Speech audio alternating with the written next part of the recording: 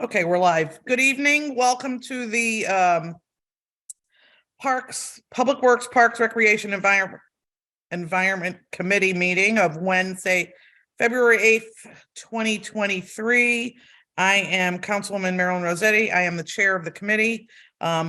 Let's see, I will go through the perfunctory. Let's see, it is on HPA-TV, Comcast, and Frontier Government channels 96 and 6032. It will also be streamed via hpa-tv.org, the HPA-TV Facebook page, and HPA-TV's Roku TV, Apple TV, and Amazon TV apps. It will also be rebroadcast and made available on the HPA-TV YouTube channel. So thank you. We've got that over with. Joining me, first of all, make sure when you aren't speaking that your computers are muted, please. With me tonight, we have Councilman Gale, who is a voting member of the committee, and I believe Councilman LeBron is going to be meeting us, maybe he's meeting us, coming, but I don't see him right yet. But I'm going to go around on the screen and introduce people. I see Director Looney, I see Mark Dowd, I see Troy Stewart, Deputy Director, I see Bill Rosenblum. Bill, I forget your title. Golf man. See you again, Madam Chair. Golf Operations Manager for the City of Hartford. There you go. Director Baldwin, Brian Gallagher, who's on the PrAC committee and the honoree for the St. Patrick's Day Parade. Julia Jack, who has a new position. Julia, please introduce yourself in your new position. Hi, good evening, everyone. My name is Julia Jack. I am City Architect for the Department of Public Works. I am very thankful to have this position and be able to work alongside all of you. Thank you. Congratulations. We have Community Resident PrAC Board Member Hyacinth Yenny, Community Resident PrAC Board Member Donna Swar, Charmaine Craig, who works with me at City Hall, Chris Hayes, who's the chair of the PrAC committee. Oh, there's Councilman LeBron. I don't want to miss Frank Della Ripa from Public Works. Who's Paul's iPhone? Through you, Chair. Paul Drummy. Oh, Paul, you're there and there. Okay. What are you, like a ventriloquist? My computer audio is horrible, so I use my phone for audio. Okay. All right. Oh, I forget we have Corp Counsel Del Visco, and I think that's everybody. Did I miss anybody? Oh, no. Okay, so we're going to go to our first agenda item. We have before us a resolution where we requested that the administration perform an operational review of the current parks and recreation program and opportunities provided by the City of Hartford residents. And we specifically focused on the last four resolves of that resolution, which I printed out and I don't have right in front of me. But, they were an inventory of existing assets, an inventory of existing programs, comparison between program and opportunities between the city and comparable cities in Connecticut and elsewhere, best practices for municipal parks and recreation departments and programming, another resolve, suggest one or more models which creates a park and recreation departments, either standalone or reconstituted division, provide in each case how the models advance policy, and the administration coordinate with the Board of Ed. Now I understand there's going to be something directed to that. And then the last resolve, administration provide any budgetary impacts. Our COO has had a family emergency, Thea Montanez, and will not be with us tonight, but I know Director Baldwin, Troy Stewart are here. They're going to introduce and explain the consultant that we have with us today.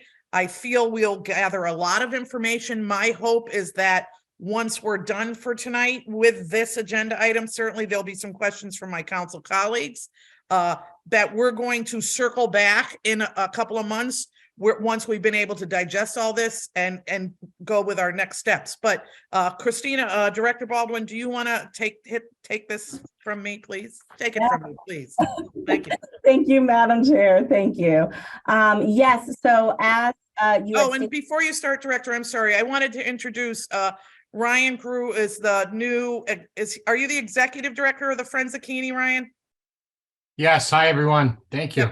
So I want Ryan is here tonight also. So, and if you haven't gotten a chance, go over and see Ryan at Friends of Keeney. I've invited everyone. We're all coming on the same Please, day. we're looking forward to it. Okay, so go ahead, Director Baldwin. Thank you so much. I appreciate it. Good evening, everyone. I've So invited everyone. We're all coming. following our last meeting, in order to address, as Councilwoman Rossetti stated earlier, in order to address the questions that were brought before us, in looking at how we would go about reconstituting or looking at ideas on how to reconstitute a Parks and Recreation Department, in meeting internally between Department of Families, Children, Youth and Recreation, Department of Public Works, and with our COO, we determined that the best course of action that we would go to address these questions would be to consult with an independent consultant. So we found a fantastic independent consultant who has joined us here today, who has put together a comprehensive report that addresses the questions that were brought before us. So I am going to give you an introduction to Dr. Joshua Medeiros, and then I will turn it over to him to go through the report that he put together for us as a response to this request. And then we can move forward and take some questions from there and talk about sort of what we envision as next steps in the process.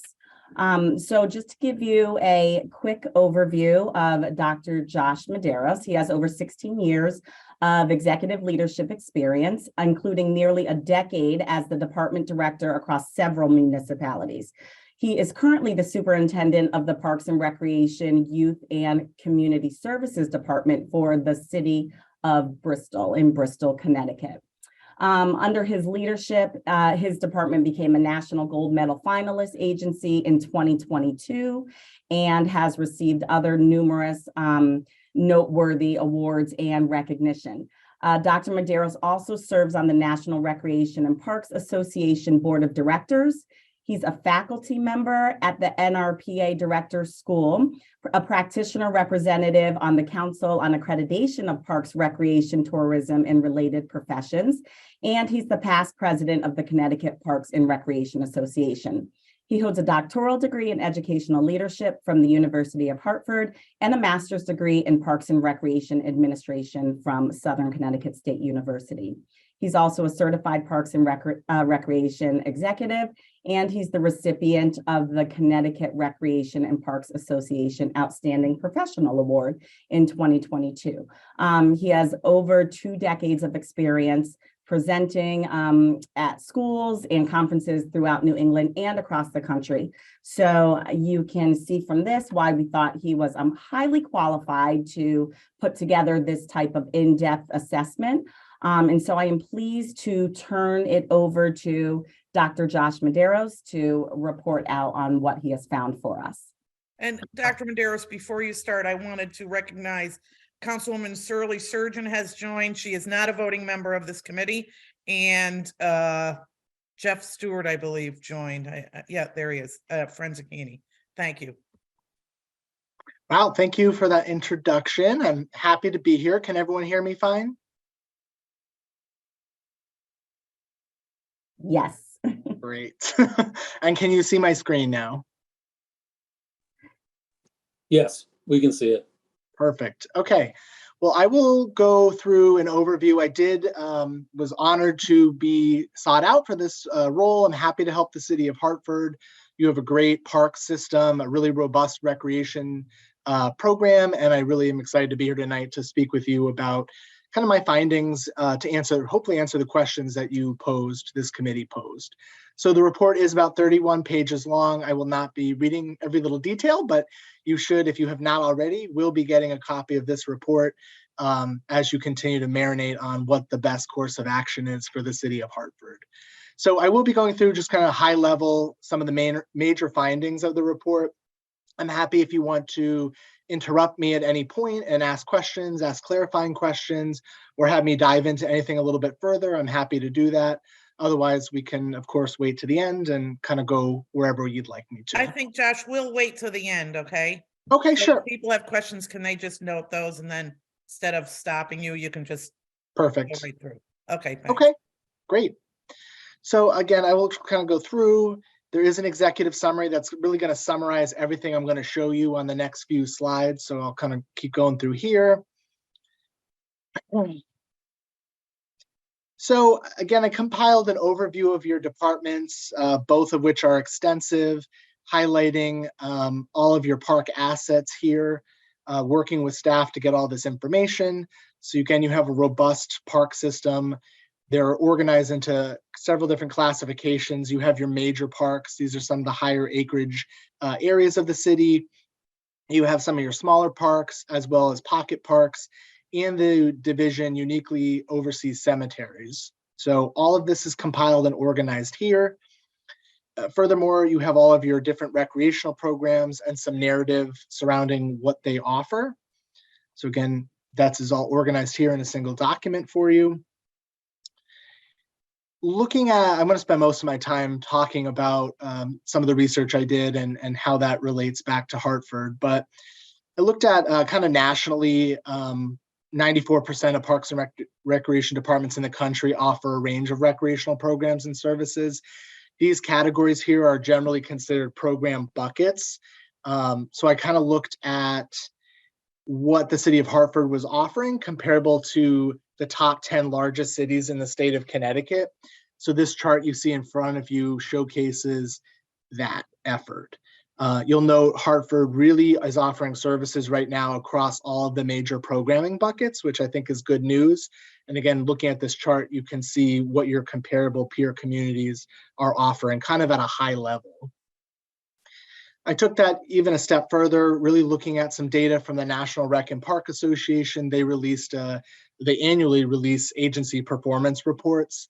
So a lot of this documentation here, this kind of drills down into specific types of programs, everything from health and wellness to golf to summer camps, after school, before care programs, etc. This column, you'll be able to see the percentages of agencies across the United States that are offering this services, and then linking that back to Hartford.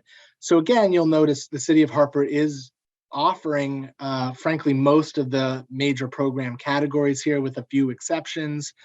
Some of these, so like full daycare, that's only offered by 7% of communities across the country. And that's something that Hartford is doing right now. So just something to think about as you start really taking a deep dive into your program offerings.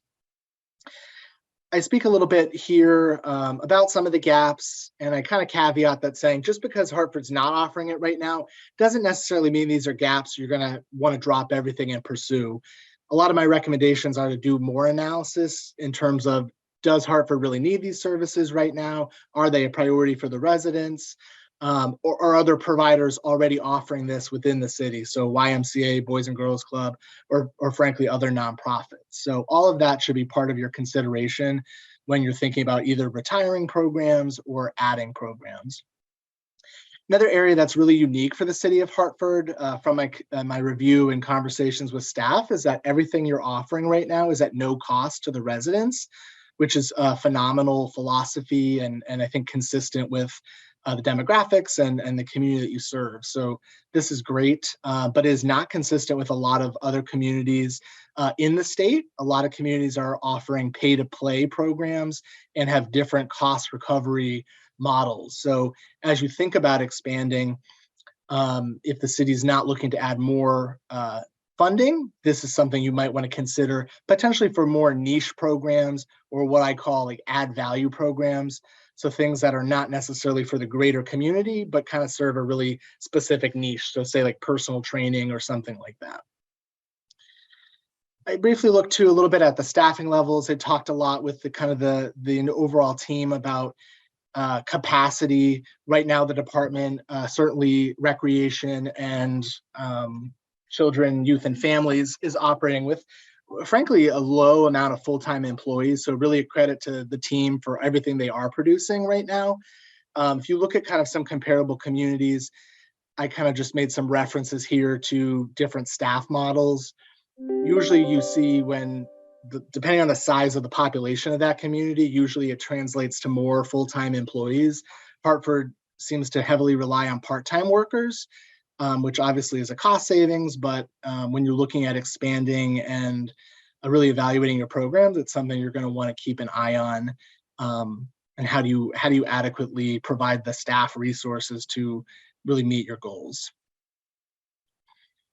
This is where I want to spend the most of the time, because I think this is really at the crux of what this body is after. So I developed 5 different models for developing a Parks and Recreation community service department. And I'm going to, just for the sake of consistency, across the country, community service departments, youth services, children and families, those are all called different things. Almost every community refers to them differently. For the sake of this report, I'm calling that department communities.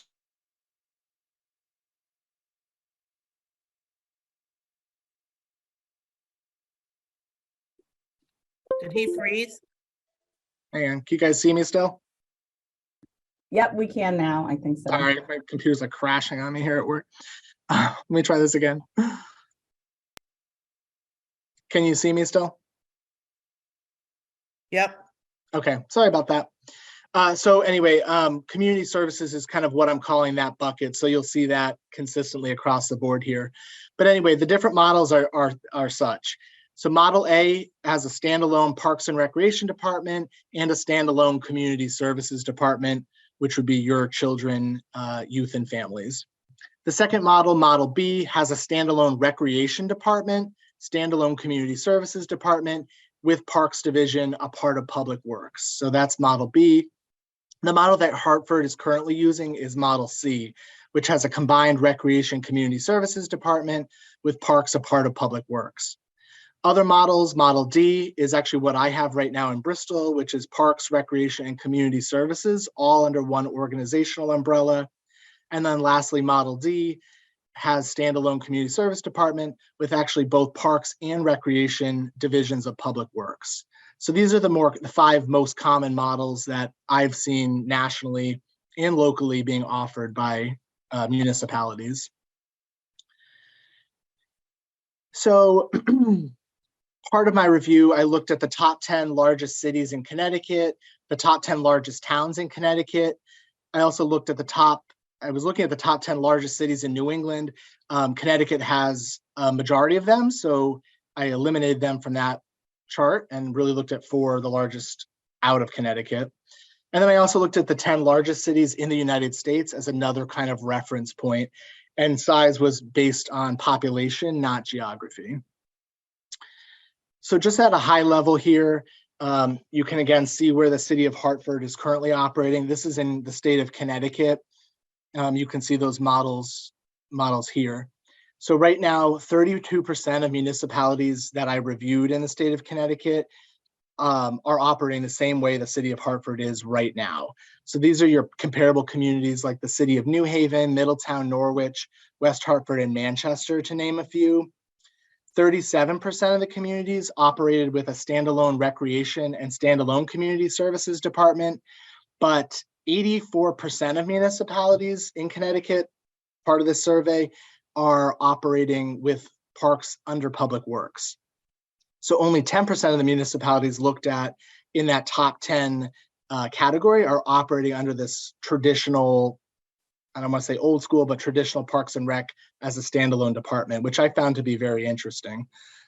And I will show you kind of a deeper dive in a couple of minutes on that. As you look at kind of larger cities across the region, and then also nationally, more and more as you get out of Connecticut, you start to see the traditional Park and Rec model being applied. So if you look at large systems like Phoenix, Arizona, Houston, Texas, they're all operating with traditional Park and Rec models, I think mostly due to the size and scope of those departments. Here in New England, especially in Connecticut, we have 169 towns and cities. So we're always looking at opportunities, I think, to integrate, to merge, to find cost savings. So it's a very common, the way Hartford is set up right now is very common in our state. However, looking broadly, not so much. But again, I think it's in these larger cities like New York and stuff, you're really not going to see a lot of combination because those systems are so large. You couldn't possibly, the scope of management wouldn't allow for that type of integration. So I spent a little bit of time really thinking about reviewing what are the strengths of your current model right now, as well as challenges and opportunities that kind of exist with the structure. So you can see, you'll be able to take a deep dive into this, but really, I think the model you're currently using is reflective of the top 10 largest cities and towns in Connecticut. It's very common to have parks with maintenance with public works. The staff really reported out strong interdepartment and cross-department communication, which is great. One of the strengths I've seen with the City of Hartford's model is that the field scheduling, booking of park spaces, that's all handled through Parks Division.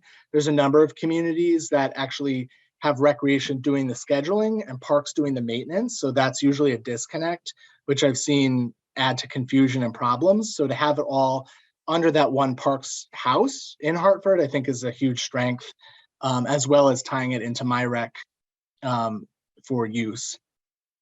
I can speak to in the city of Bristol and in other communities that have this combined recreation and community services model is that there's a lot of synergy in terms of the work that both those departments do. So really providing your residents a one-stop shop for all the services, preschool through senior, I think is an add value to the residents of your city. Look at some areas for, I think, areas to strengthen. I think the use of MyRec can be strengthened as well. I know there's some reference to the Board of Education, which I think is a longer conversation of really diving into getting all the city assets and Board of Ed assets into a single system, but that definitely takes time and work. But again, I'll let you dive into that. I think one of the good things that I guess I've seen from an outside perspective is that it doesn't seem like the departments right now are operating in silos, which is a really common thing, especially when departments are broken apart. Silos really create space where recreation may be offering the same things that community services offering, which creates duplication, overlap, and added expenses. So to cut down on that and to align those services, I think makes a lot of sense. But again, I'll let you kind of review that at your leisure. Before I go into here, I do want to just show you some of these appendices, these charts here. So again, the top 10 cities, I think this is kind of another bird's eye view. You can see Hartford here operating with your current model. You'll notice again, top 10 cities, they're really all over the map in terms of what's being offered. So Norwalk and Meriden are the only two of the top 10 communities that are operating with traditional Parks and Rec department models. And then Stamford, Danbury, New Britain are all operating with this recreation and community services with parks as part of public works. And as kind of I noted before, as you start to branch out into some of the larger cities like Boston, Providence, Springfield, they are operating in traditional models. But you'll notice the size of those communities are in most cases significantly higher than Hartford. And then again, the top 10 largest cities in the country, majority of them are operating with that model. I've also, for your convenience, included all the different models here and perceived strengths and challenges. So again, you can kind of dive into that as you start to think about what model makes the most sense for Hartford. There's a good reference point here to really see how you can apply that to the challenges that you might be facing right now in your city. Just to wrap up some of the thoughts, I think some of my takeaways is that the model you do have now is consistent. So it's not that Hartford's operating in this, bizarre bubble that's not comparable. You are comparable, especially to peer communities like New Haven, Middletown, Manchester, and Norwich. I think there's a lot of strength with the alignment of recreation and community services. And I think you're seeing that more and more. I know even in our area, a number of towns are looking to shift into this model. As directors are retiring, you're seeing this happening more and more. City of Hartford does offer really diverse recreation and youth programs right now, which are consistent with departments across the state. I do think there's a number of areas you can look at kind of exploring and bolstering, depending on community needs and appropriate staffing levels. But some of the pervasive feelings that I gathered was that the model is working right now. There might be areas that can be strengthened, and hopefully this report can launch some of that work. I am recommending a couple next steps.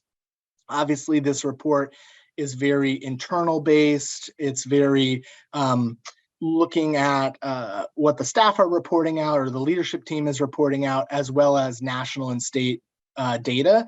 It did not look into in-depth what are the community perceived challenges that are associated with the model. So I'm definitely recommending more in-depth review of perceived challenges that this body is seeing or that the community is reporting.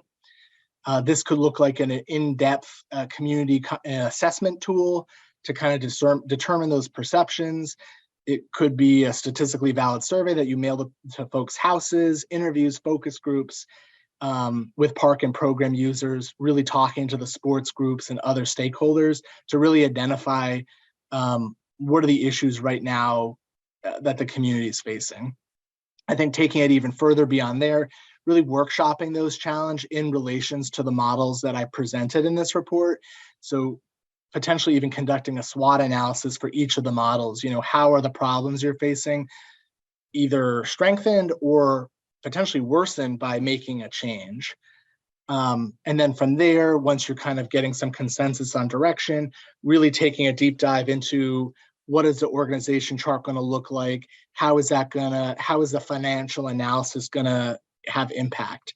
So for example, if you break the department apart, I would presume that you need to add positions like another department head, potentially administrative support would have to shift, and even more programming resources depending on how you're setting up the departments. So I will leave it at there for right now, but happy to go into questions, and I can pull the report back open and look at anything that anyone would like. And I recognize that's a lot of information that's all coming out at once. So No, a lot, really a lot, but you know what? Good to have a lot to digest. And I thought very well done. So I will start with questions from my council colleagues. So why don't I do it alphabetically and start with Councilman Gale? Thank you, Madam Chair. And thank you, Mr. Medeiros. I guess my first comment is to the chair and my fellow committee members. Having heard what we just heard, it strikes me that this is the type of matter that we ought to just keep in committee for a while, because I suspect there's going to be a desire for quite a bit of follow-up. I know many of the questions that I have are not going to be answered by this report, as Mr. Medeiros suggested. We're going to need to do some deeper dives. Were you, John, Councilman Gale, were you on when I stated at the beginning that that was our intention? We were going to certainly ask questions tonight, but we were going to take this report, decide how we want to do that, and quite possibly have Director Baldwin and others maybe back in a couple of months where we can have those discussions offline and then circle back here. So maybe you weren't on yet when I said No. I heard you, Madam Chair. Okay. I'm just reinforcing what you said, and perhaps even suggesting that maybe we just discuss this each month. But let me throw a couple of questions out there and a couple of observations. And recognizing that you've given a very broad overview. One of the concerns that has been raised with respect to Hartford's program is the lack of use that the city currently makes of the facilities that are owned and operated by the Board of Education. And I know you gave us an inventory of some parks and some small parks. But I think we anticipated and would like ultimately to have an inventory of every gymnasium that the city has, every swimming pool that the city has, every playground that the city has available to it, because these are all resources. These are all assets that we all potentially could use. And then, of course, there's that then begs the question of the usage of these facilities in Hartford versus other communities. So I don't know if you're prepared to discuss that at this time, or can give us a suggestion as to where do we go to get that information and have that brought back to us. And Councilman Gale, there was a discussion with the COO, who, as I said, has a family issue and can't be here, around this whole piece. Not that we can't get that information, but some type of legal usage as far as it pertains to some state statute. So I don't know if Director Baldwin has that information.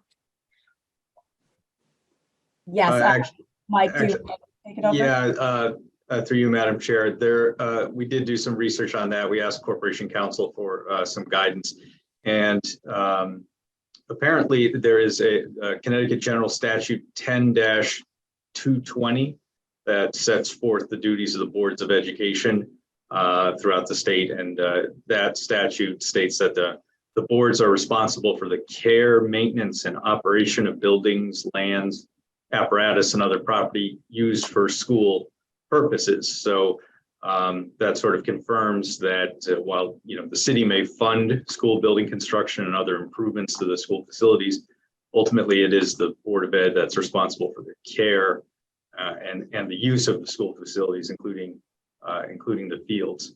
I know a couple of months back we had there was questions about an easement request from CNG and the University of Hartford going across the Weaver property. And that's a little bit of a different situation because they're physical infrastructure that may be in and around school property, but isn't solely used by the school for solely educational or school related purposes, would still be sort of the responsibility of the city. So that's kind of how the state statute creates that dividing line between the municipalities and the boards of ed. Well, thank you for that. I'd like to hear from our expert here as to understanding what the state statute is. I would love to know what national models are and because we all know, at least those of us that have been in Hartford for any length of time, that the Hartford Parks and Rec Department did program all sorts of recreation in our school facilities for decades. Back to the beginning of these systems, if I would bet, but that we haven't been doing that recently. So, Dr. Medeiros, I don't know if you have any comments along these lines. Yeah, I mean, it definitely varies by community, but certainly so is programming not happening in the school, like gyms and things like that? Is that the concern, that there's these school assets that are not being utilized? That is correct. Okay. At least that's a perception. That's the perception. Yeah, I mean, I can certainly speak to what's happening in other communities, but I don't know, Christina, is there a need for programming in those spaces, or is the Board of Ed saying, no, you can't get in for a certain reason, or it's just not really being explored at this point because you have other spaces? Yeah, no, we actually do offer programming in some of the schools currently, and I can have Troy speak to which schools those are in particular. So we do have a partnership with the Board of Ed in that sense, where our recreation staff is in some of the schools during school time or out of school time to offer recreational programming. Troy, do you want to mention which schools we're in? Yeah, we've been very fortunate to be working with the principals at Kennelly School, Sand School, and Belizzi and Rawson. Well, I think for one, as a council member, I'm going to want a little more detail. Actually, strike that. I'm going to want a lot more detail. And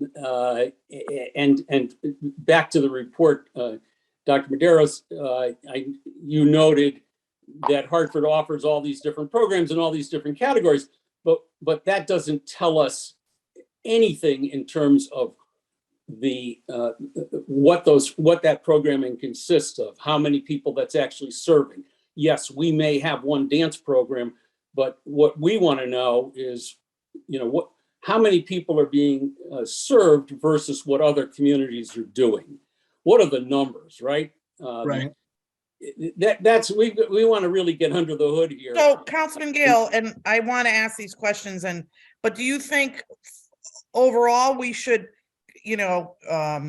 concisely, Councilman Sturgeon, LeBron, you and I put together the after questions for Dr. Medeiros so he can bring, do a deeper dive into this? I mean, we can talk about it all here, but I want to make sure we have a mechanism to not just leave it here, that we continue and, we further that discussion and come back.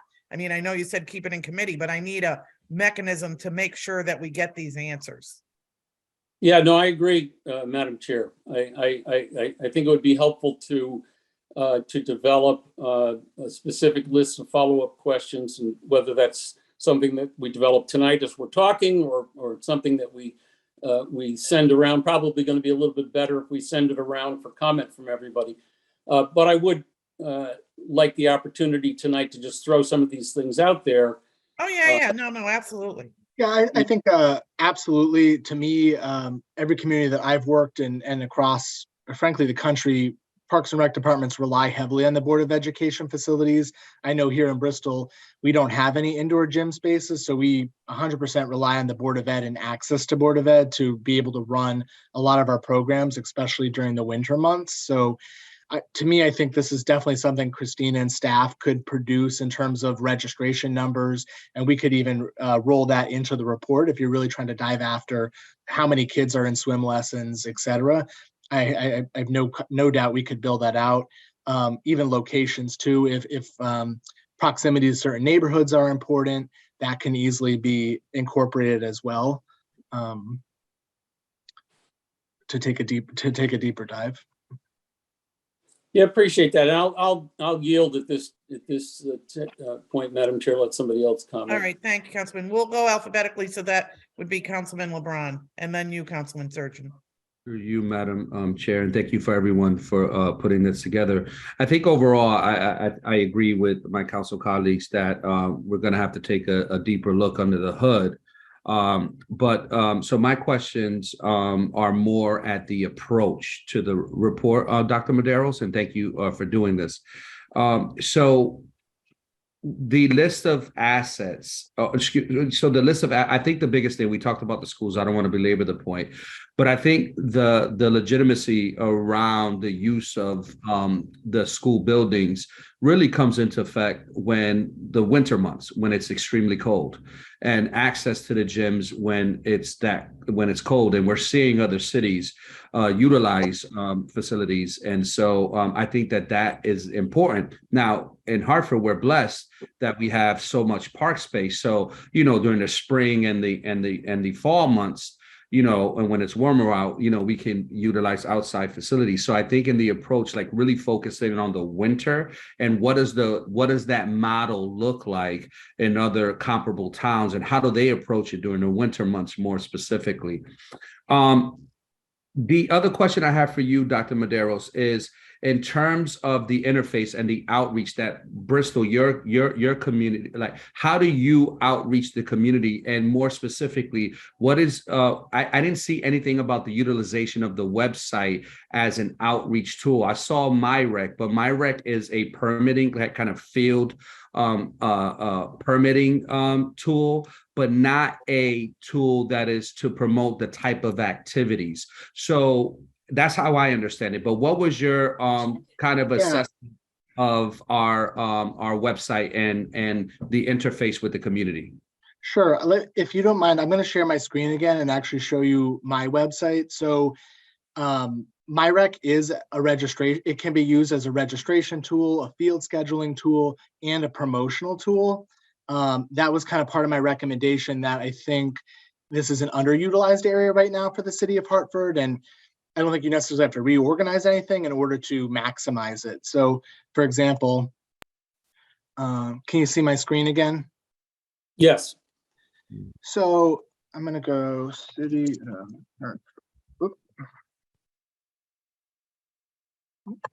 I can type, hang on. So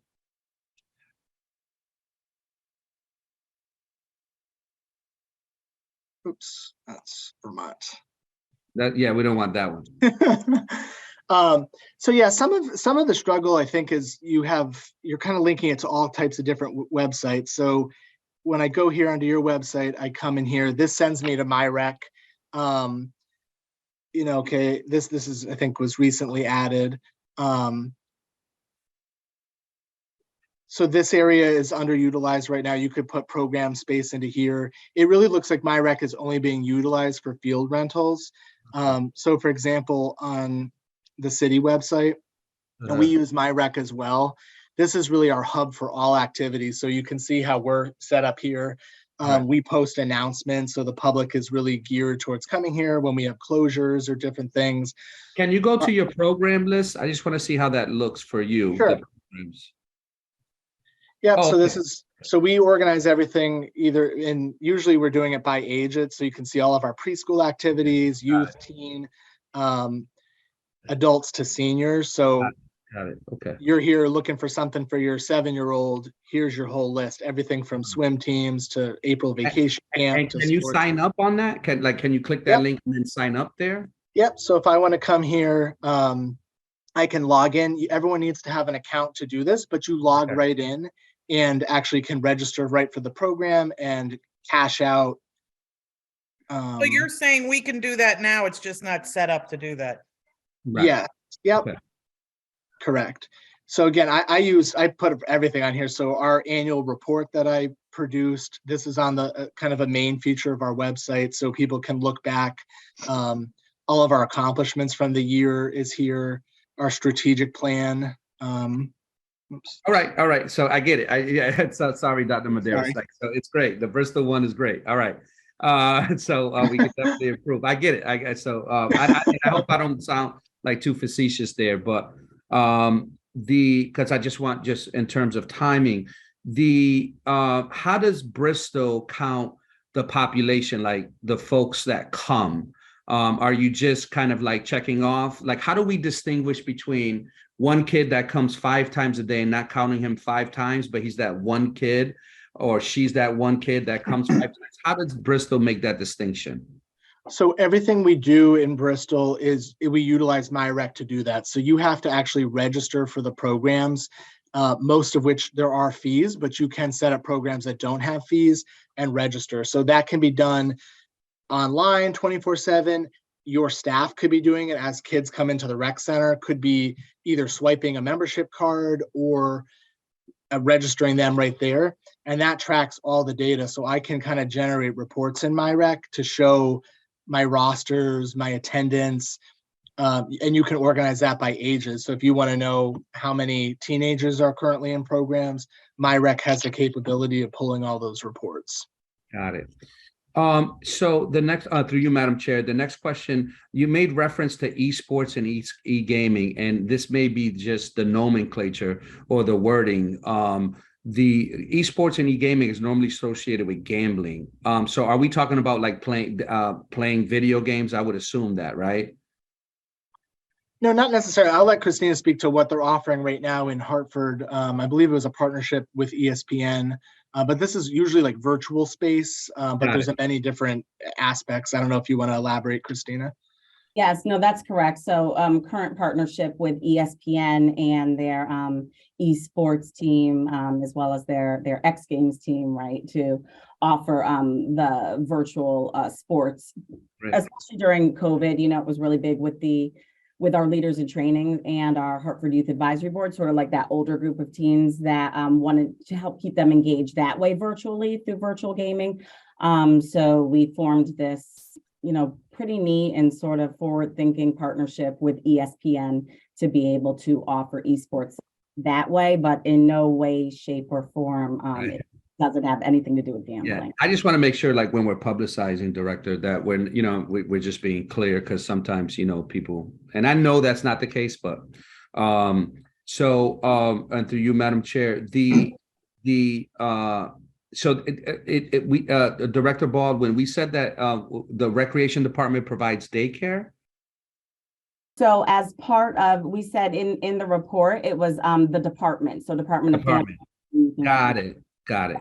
Thank When you go through the report, you'll kind of see lifted up the uniqueness of our department being, as Dr. Maderos was describing, that those community services, which are our youth portion, in one department with our recreation, as well as the early learning. So a department as a whole, we have the ability in the structure the way that it is now to provide unique and broad programming from birth all the way through senior services. And so I think that is lifted up as one of the strengths in DFCYR and how the structure is now. Great.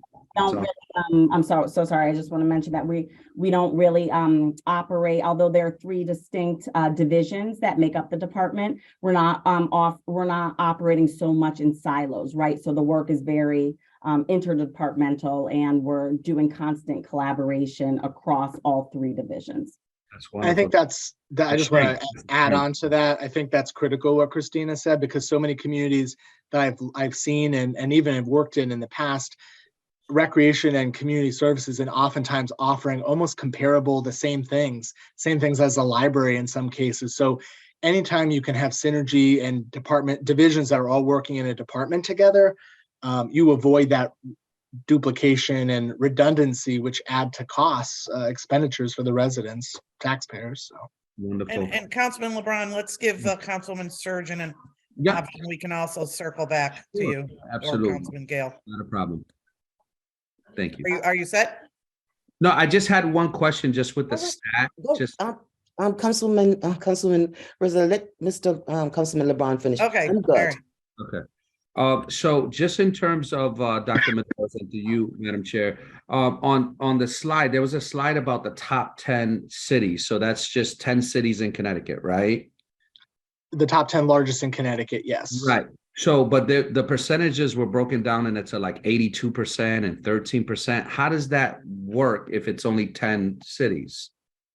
Of those, it's the percentages of the cities looked at. So it's not 84 in the entire state of Connecticut, but it's within that bucket. But some of them, I'm looking at the overlap. So for example, the 84% that I referenced, that is for 84% of those communities had parks and public works, but some of them had rec and community together. Others had rec standalone, community standalone, but in 84% of all of them, parks was with public works. But You see what I'm saying? But that's in Connecticut, the top 10 cities in Connecticut. So Yeah. we're only talking about 10 cities, right? Correct. Yep. And then So I also 10 and then 10 towns. Sorry. Oh, so it's 10 and 10 towns. Yeah. So you have a sample of 20. Oh, okay. I got it. Sorry. That's why my And math. what made the difference? It's population. Where is the cutoff for town to city? Yeah, I don't know how that's, I think it's well, it's not population based. It's just whatever the founding charter was Oh, of that okay. town. It's strange because West Hartford's a town, but I think the population is larger than some cities. So I'm not sure. It's all whatever they founded, hundreds of years ago. Okay. And thank you. So just the last question, you said that a model as an opportunity would be pay to play. So are we not doing that now? No. No, we're not. All of our services are offered free of charge to So residents. I got a couple flyers that stated that at Poe Park, we have a fee for a program, and at Poe Park mornings from 9 a.m. to 12. There's soccer being done and they charge folks $7. I don't believe that's through our recreation department, Councilman. Well, it says Poe Park Recreation Center here. So I'll send this to you, Director, so you can. Okay, that's perfect. Yeah, it may be an organization that utilizes Got it. the center. Yes. And but they're not- probably renting it. Okay. Right. Got it. Correct. All Mhm. right. Fantastic. All right. Thank you. Thank you, Madam Thank Chair. you. Councilwoman Surgeon. Thank you, Madam Chair. And thank you for that report. I found it to be very interesting. Love to get a copy of it so I can read it. And Madam Chair, when you're putting together like a HADA committee to really talk about this, I do have to agree with Councilman Gale way back, from we were staff and you were a council person back in the 20s, 2000, our recreation department was separate as a department by itself. Right. And also just having some historical knowledge of that. Would be great if you could have me join or invite me to your meetings when you want to be getting Oh a my little bit God, more you could share information. them if you want. How's that?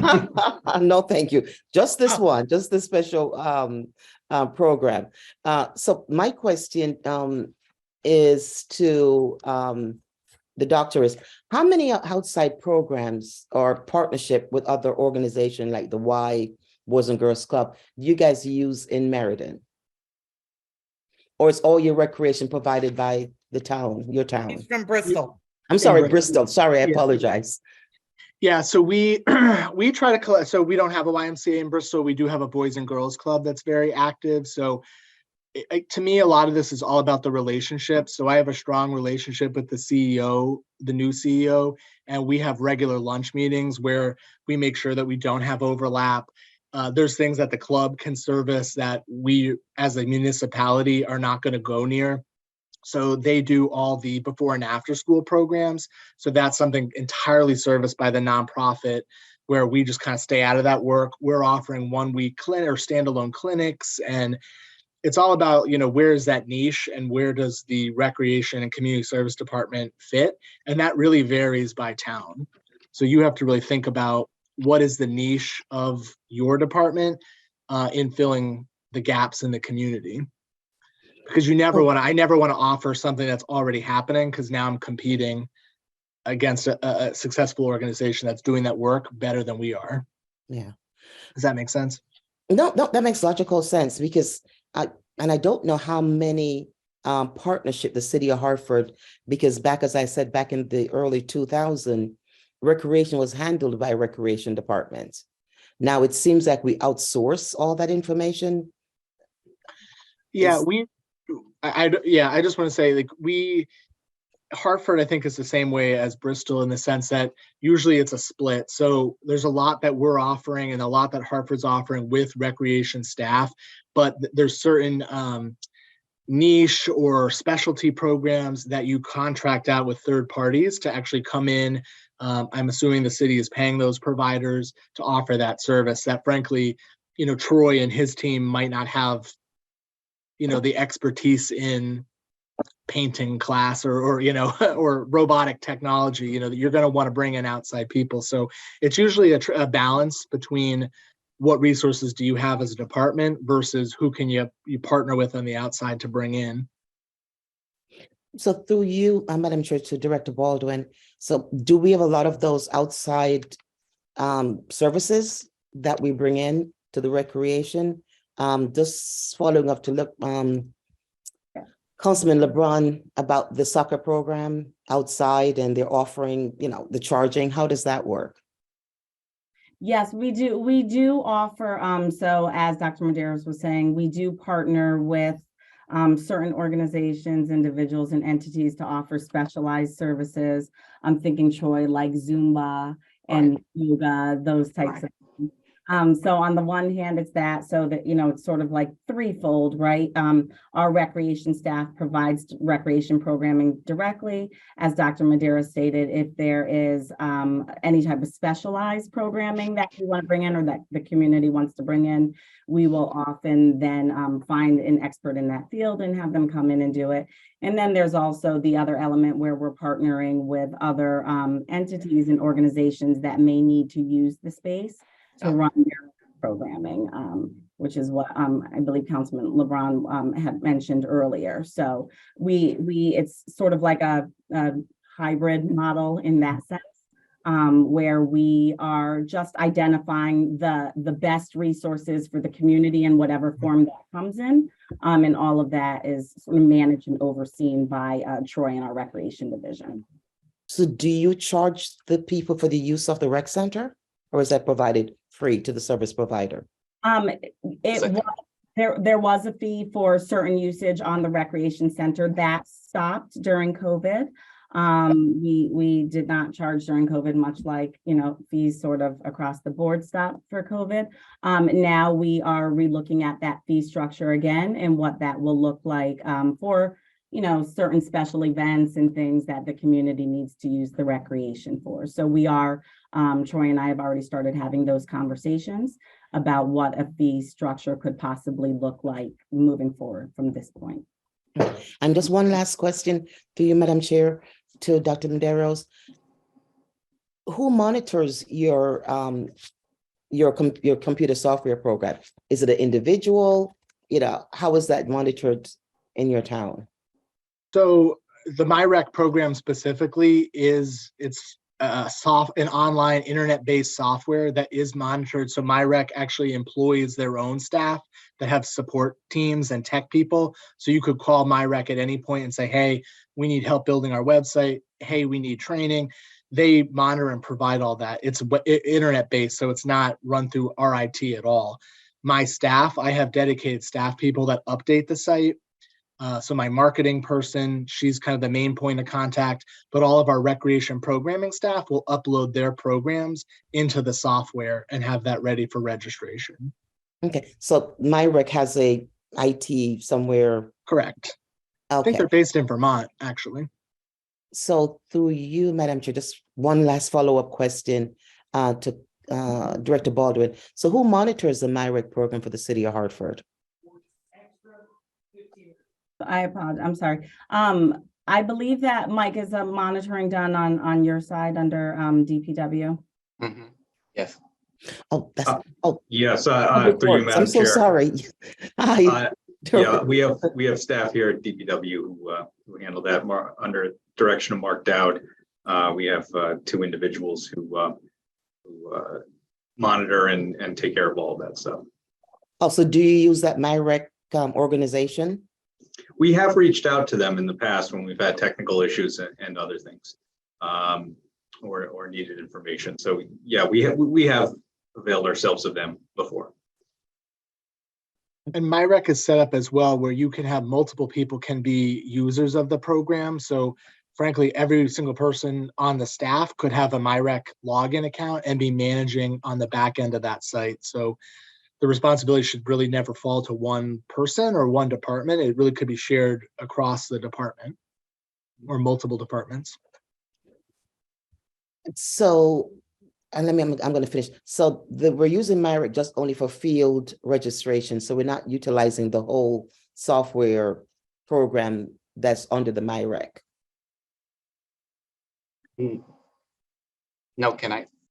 Yes, Troy, do you want to speak to that? I know on our end, we utilize it. Actually, Troy and the team, we just met about that, and because we know that it's underutilized. Like we knew that this was going to be a finding in the report before Dr. Medeiros even reported out on it. So the recreation team and I have met and have a plan in place to start to understand and to utilize the MyRec system to its fullest capacity. Troy, did you want to add something else? Yeah, so in the beginning, we just only had a part-time person who was working on MyRec. And what we have developed during the summertime is that we've been, for our camp programs and some of our sign up, all of our registered programs that we do for the public, we have track records of all that because we know how to use the system. The thing is that what we're trying to do is trying to figure out when we have open rec and everything else, how we can put it in the system. And that's why we're working with MyRec to help us out and guide us on that so that we have different centers in different areas, and how if a kid goes to one center, that the fob will make sure that it can also register at another center, so that we're not having to carry 2 different types of fobs and things. So that's what we're running into. So that's what we're trying to figure this whole thing out. And that's what we're moving towards, working with MyRec. Do you have the key fob system right now, Troy?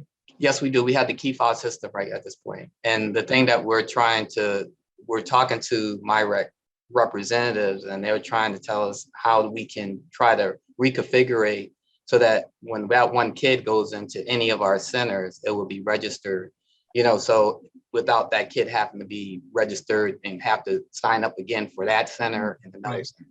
So that's what we're trying to work out right now. Yeah, and that's your best bet to getting, I think, the data that Mr. Gale had requested too. I think that's where you're going to capture all that right in your reports.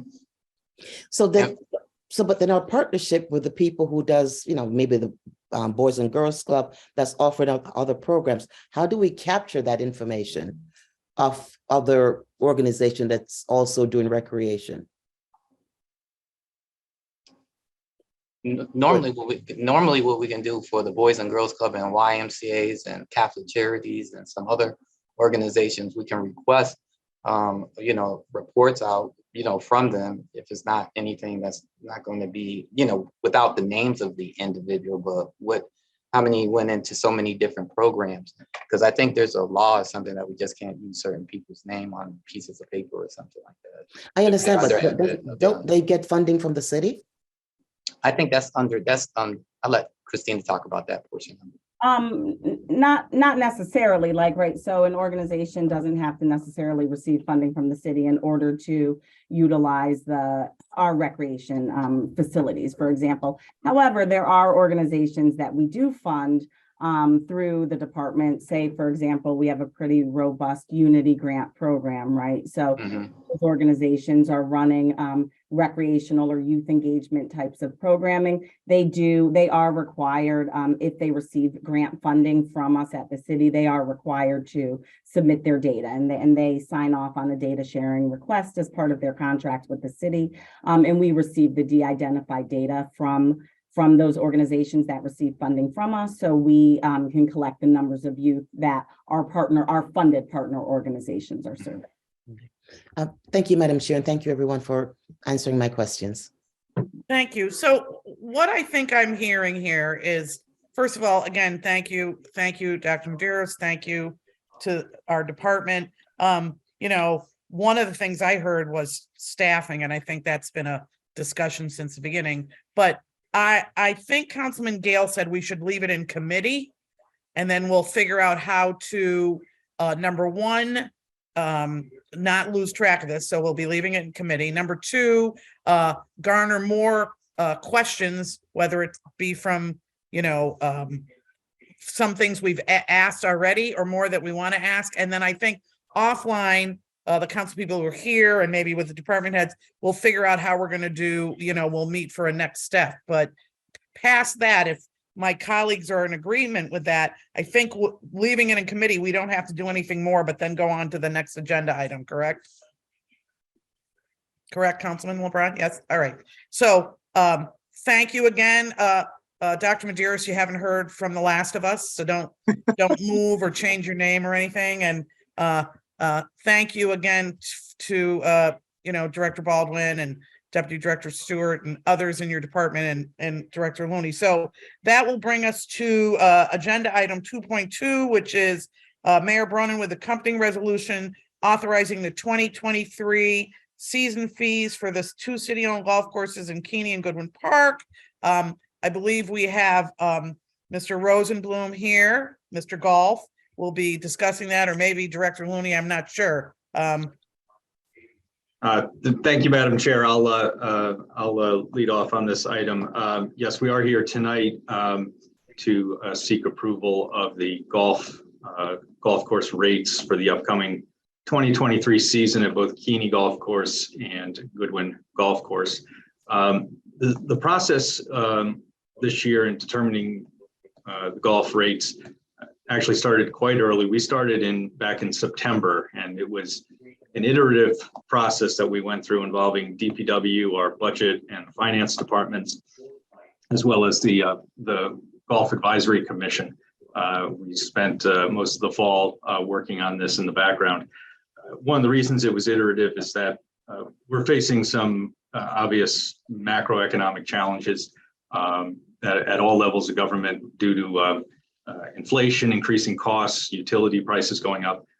So there's a lot of sort of economic headwinds in that regard. So our charge, of course, is to try to set rates that make the golf courses be financially stable. But at the same time, we also have to be cognizant of our residents and cost pressure on them to continue to be at our golf courses. So we've been looking at expenses on the order of about 8 to 10% higher than previously budgeted. Again, a lot of that is just due to straight up inflation that's affecting everyone at this point. Utility costs going up. We also had quite a bit of water usage this past summer because as opposed to the summer of 21, when we lost a number of days due to tropical storms coming through, we actually had quite a dry summer this year. So a good chunk of our season was quite dry, and that drove up our water usage. And our labor costs were also up because really for the first time we've had the golf courses fully staffed via Knox. Knox has done a tremendous job this past year in making sure that we had the daily employees working with our golf superintendents, the Gilmets, and maintaining the courses at a very high quality. But of course, there's a cost associated with having a full staff as opposed to probably a 50 or 60% staffing situation that we had over the past couple of years with a number of vacancies at both courses. So we, again, as I stated, we wanted to set rates that reflected the costs that the city is facing and that everyone is facing, but at the same time kind of minimize the impact on our residents as well as our senior golfers, many of whom are on fixed incomes. So in general, what we've come up with and what was approved by the Golf Commission were rate increases for non-resident golfers of $6 per round, generally across the board. For resident golfers, $3 per round, again, generally across the board. And the rates are essentially remaining unchanged for senior resident golfers during weekday play, although during weekend rounds, the price for them will also be going up $3. In addition, while season pass rates are going to remain unchanged for senior resident golfers, they will go up anywhere from $100 to $300 for all other categories. And again, as I mentioned, this was a several-month iterative process in which we worked with a number of our departments and the Golf Commission to come up with what we thought was a economically and financially sensible pricing model, but also one that was sensitive to our residents and especially our seniors on fixed income. So happy to take any questions. But again, as you mentioned, Bill Rosenblum is here, our golf operations manager. And yeah, again, happy to take any questions. And Director Looney and Mr. Rosenblum, I think historically we had been undercharging, correct? I mean, really, we could have been charging more, and then kind of the pandemic struck, and I think we had some other priorities, correct? Yes, Matt. Maybe undercharging isn't the right word, but looking at we did an analysis. Bill spearheaded an analysis of competitive courses around the Central Connecticut region, and even with these rate increases built in, Keeney is probably just in the top third in terms of price per round, and Goodwin is still probably in the bottom half in terms of pricing. So they will both remain, even with these increases, and that doesn't reflect any rate increases that these other courses may make. They haven't set their rates yet, or they are in the process of setting their rates for 2023 right now. Will probably become even more cost competitive when these courses come in, again, likely with similar rate increases of their own. So we are still, from a pricing standpoint, very competitively marketed in terms of our main competition in the area. and and again, resident versus non-resident, what kind of savings is there for senior resident versus senior non-resident? In other words, people with a fixed income. So senior, non-resident seniors, they would be, again, just in that larger category of non-residents. And they would see rates go up $6 per round. Senior residents of either Hartford or, in Keeney's case, Windsor, and Goodwin's case, Wethersfield, senior residents from those three communities would only see an increase in their weekend rates of $3. On weekdays, it would stay flat, the same as it was last year. Thank you. My other colleagues, questions? Councilman LeBron. Thank you, Director Looney, and through you, Madam Chair. I just want to just make sure that I'm sure it's happening, but in terms of residents, we're asking for IDs when they come in. Is that how we check to see if they're residents or not? Through you, Madam Chair, yes, I believe that's what we're doing. Okay. Through you, Madam Chair, the second question. And so this projected revenue, projected revenue, how much total are we from this year, and with this increase, how much of an increase in total dollars are we projecting? Bill, you want to jump in and take that one? Through you, Madam Chair, Bill Roseman, Golf Operations Manager. When we originally did these rates, it was more for the second half of fiscal 23. So we were looking to offset, I believe, about $160,000 that we could have been short. The rate change will bring us to probably about 30,000 just shy.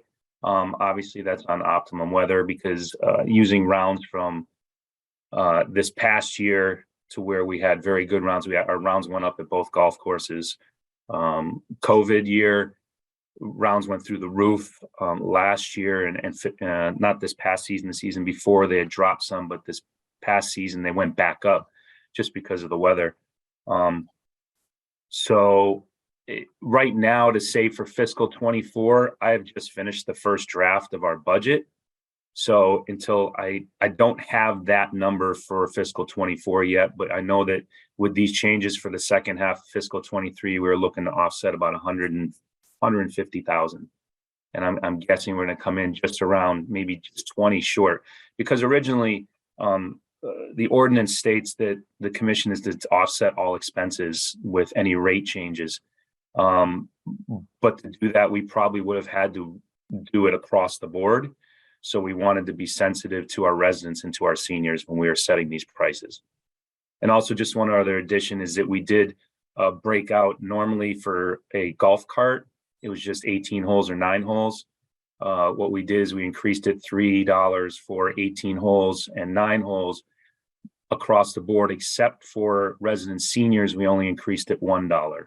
So that was another area where the oversight committee was very adamant about that, and I think we all agree is that we want to make sure that our resident seniors were not as impacted, because unfortunately, as Director Looney has said, expenses across the board have gone up, goods and services, fertilizers, chemicals, labor, propane, they've all gone up. So I hope that answers your question, Councilman LeBron. Thank you. And just one last comment through you, Madam Chair. So one of the major things, and I know Director Looney, I know I'm beating an old drum, but I just wanted to reiterate. So one of the things that I would imagine all of our council colleagues and I, we get pushback from the community about golf, right? I am not a golf player myself, but I understand and have family and friends who love the game of golf. One of the things that I recommend, or again, if we have the possibility, is to talk about the potential revenue outside of just fees of what golfers bring to the city. For example, like, do they go get something to eat for lunch, or is there an average daily price, or, like, what is it? I think that is what entices golfers. I know our golf courses are great. I only hear fantastic things about it, but we seem to have a disconnect from what the perception is from the community of what golfing actually brings. And so we need to offset that narrative by providing actual and factual data of what it means for the city of Hartford when other people from different communities come into the city. I think we inherently believe what it is and what it brings, but I think if we can concretize it, I think that it will behoove us all and make all of us on council more easily justifiable approving anything related to golf. I hope I said that okay, Madam Chair. You said behoove, and I think you said it very appropriately. Okay, thank you. I think to Councilman LeBron's point, anything that adds to the depth and breadth of a city that's not just the functioning parts of it, whether it's arts or parks or restaurants or other things. And certainly I'm not a golfer, or I don't play golf, but I know a lot of people who do. And it's just another aspect that makes it a broader, fuller city. And how do you quantify that? And I think it does behoove us to do that. So I think that's important. I don't know if there's any questions from Councilman Gale or Councilwoman Surgeon. Councilwoman Surgeon.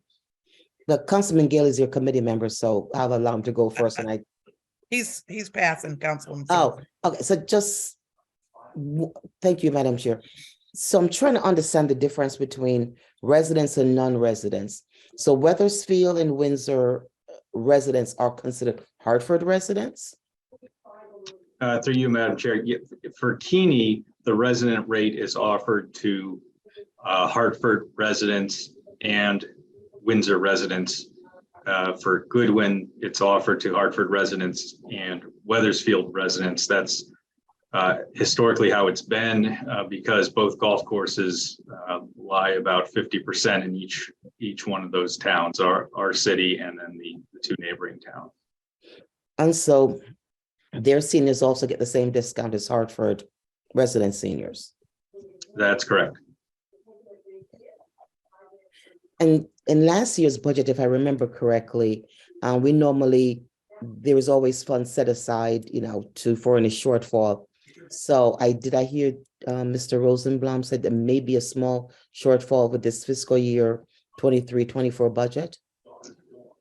Through you, Madam Chair, we have the Golf Enterprise Fund, which Yes. going into this winter, I believe, had about $500,000 or $600,000 Exactly. in it, which is higher than it's traditionally been. Although the last 2 years we've been in that range due to the strength of the courses, especially since the start of the COVID pandemic.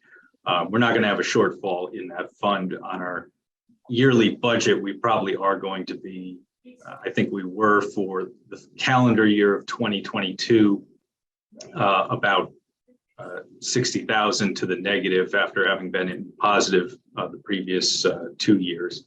But again, part of that lies with costs escalating throughout 2022, as we're all very, very much aware.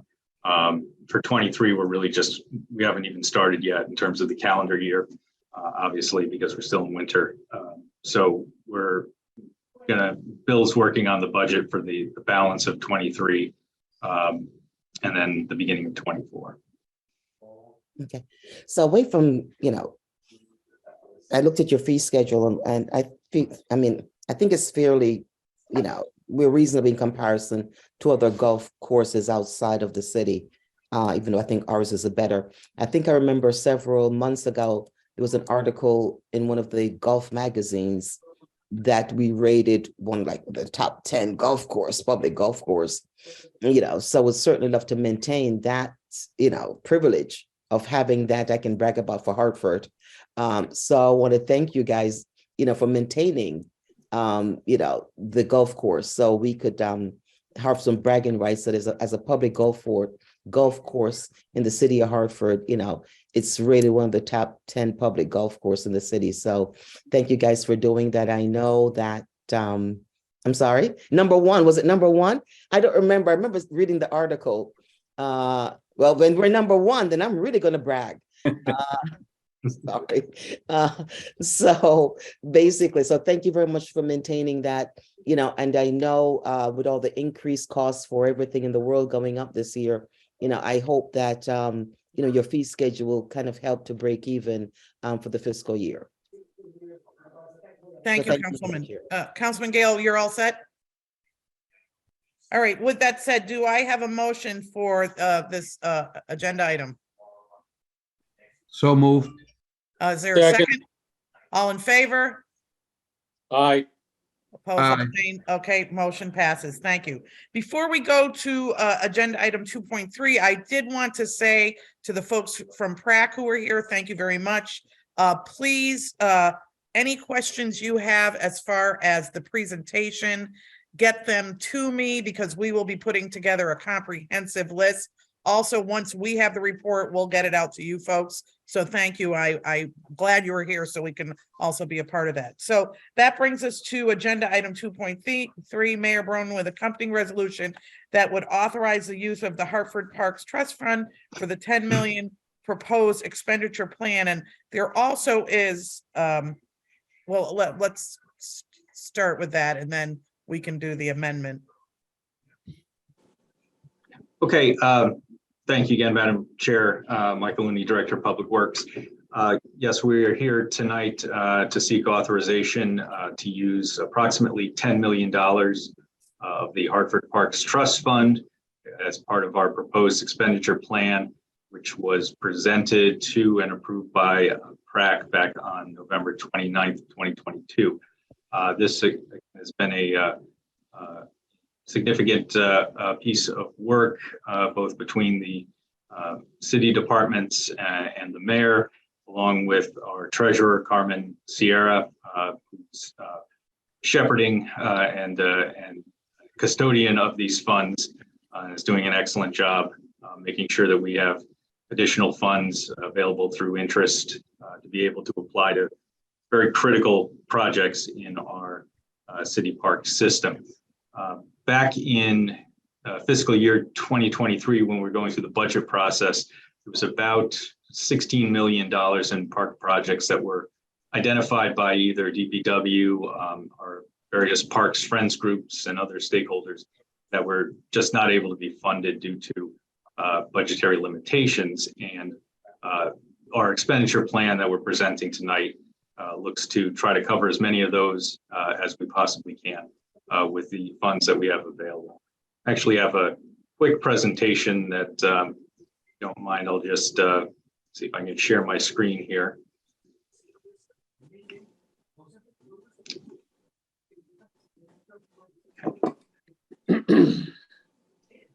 All right.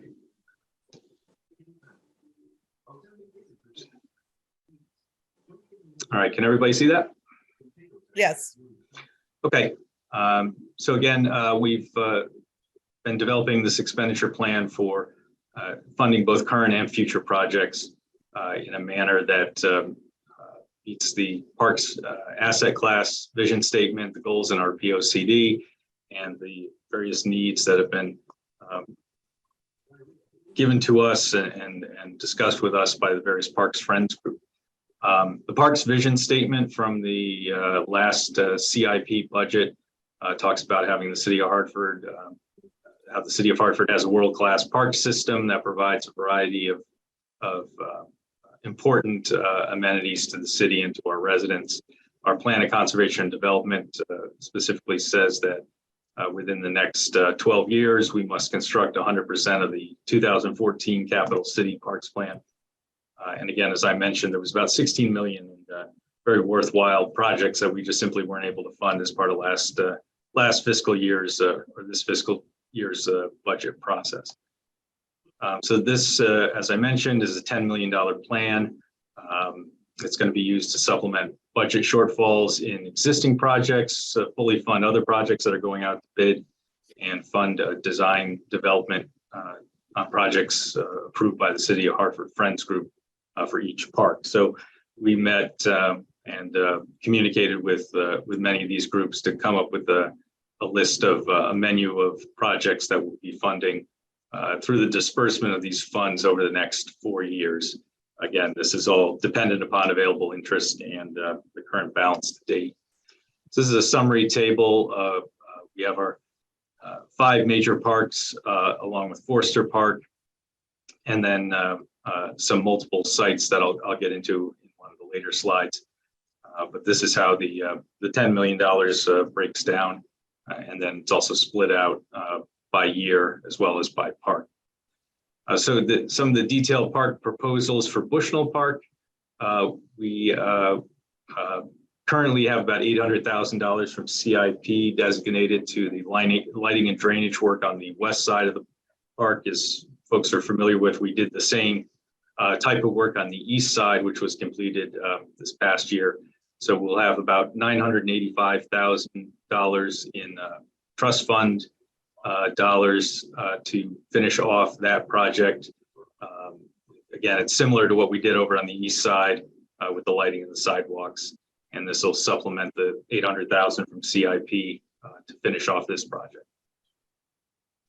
Goodwin Park, we have the cart path design project in the golf course itself, as well as the redesign of the entrance to Goodwin Park at Maple Avenue and South Street, as well as the associated streetscape going down Maple Avenue, and the large irrigation upgrade project, which is also partially funded from state ARPA funds and a couple of other funding sources. So this proposed funding would be a little over 2.65 million and this funding would be used to plug the gap necessary to complete the full irrigation system on the golf course.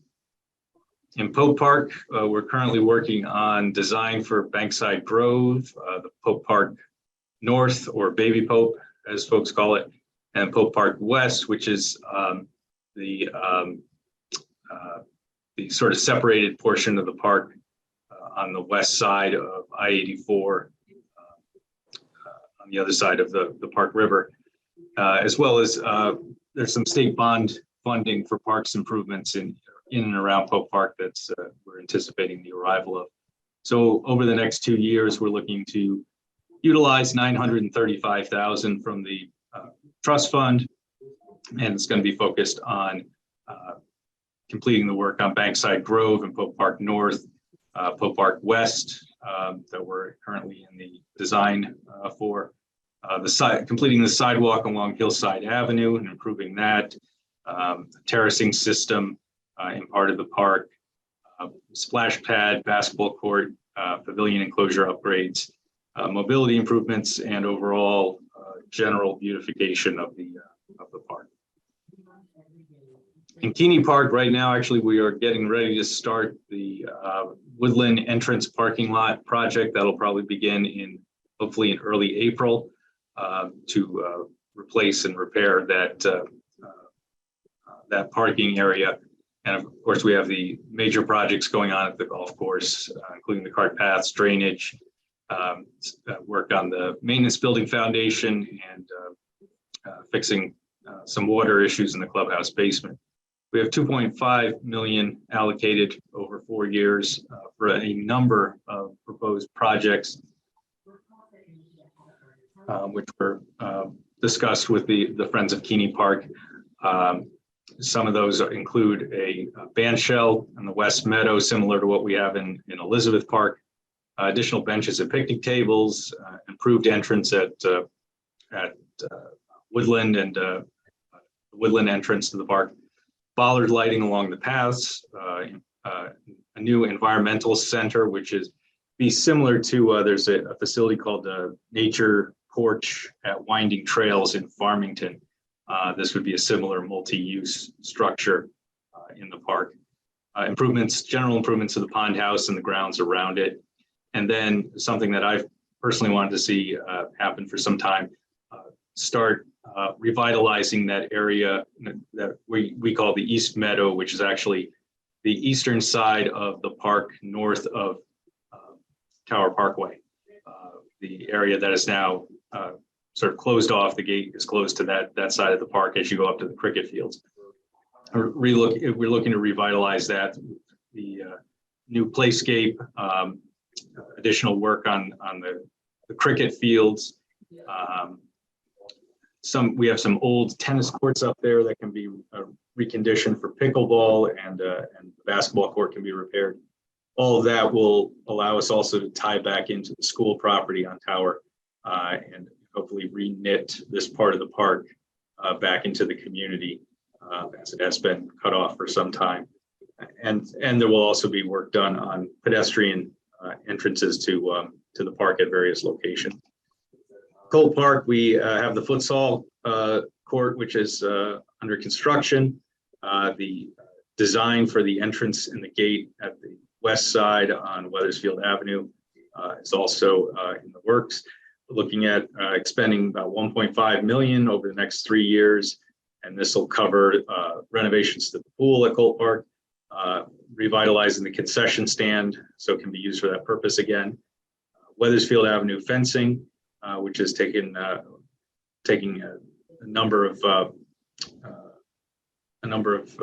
certain amount of damage from car accidents and things of that nature. It needs to be revitalized there. The north entrance along Stonington Street and the path lighting leading up to Stonington Street. Some more work on the clay softball and baseball diamonds. Refreshing the Samuel Colt statue, also doing some work on what's called the football field, and trying to take the old handball court and either redevelop that as a brand new court, or find another location within the park that might be more suitable for that court to be located. Forster Heights Park, we have allocated 1.35 million. This funding will be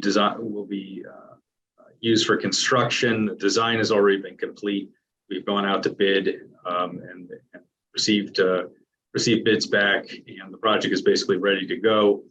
And when it gets off the ground, it'll include new surfacing, a new splash pad, new basketball court surface, which had been damaged sometime in the past, rebuilding a small amphitheater, resurfacing the parking lot, fixing up the playscape, the swings, the fencing, and the seating, and the planting of new trees.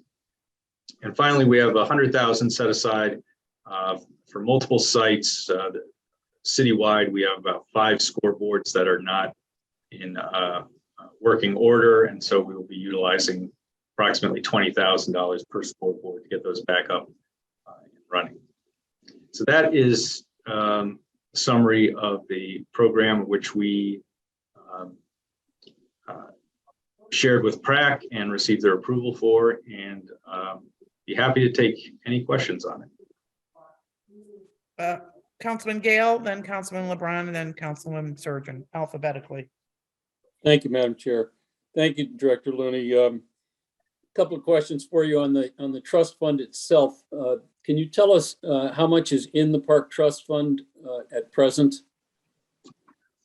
Through you, Madam Chair, I don't have the exact figure at my fingertips, but we can certainly get that for you.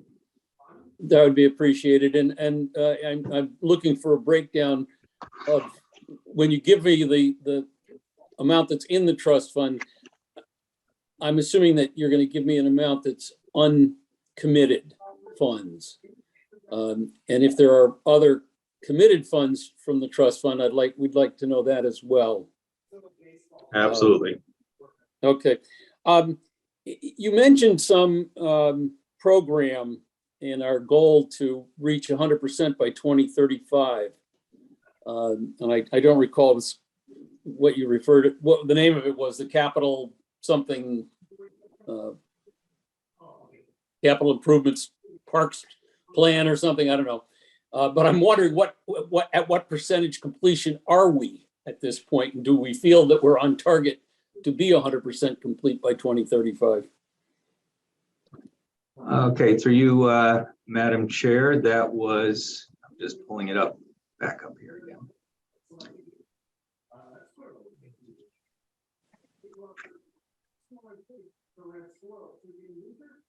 The 2014 Capital City Parks Plan.